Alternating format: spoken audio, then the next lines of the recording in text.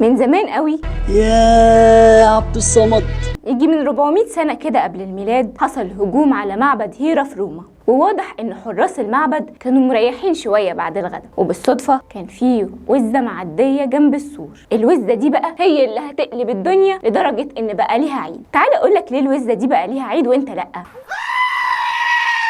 الوزة اول ما شافت المهاجمين فضلت تكاكي بأعلى صوت لحد ما لفتت انتباه الحراس واشتبكوا مع المهاجمين وحدفوهم من فوق السور. ده حاجة عجيبة، يعني لازم تجيبوا الكلام لنفسيكوا يعني.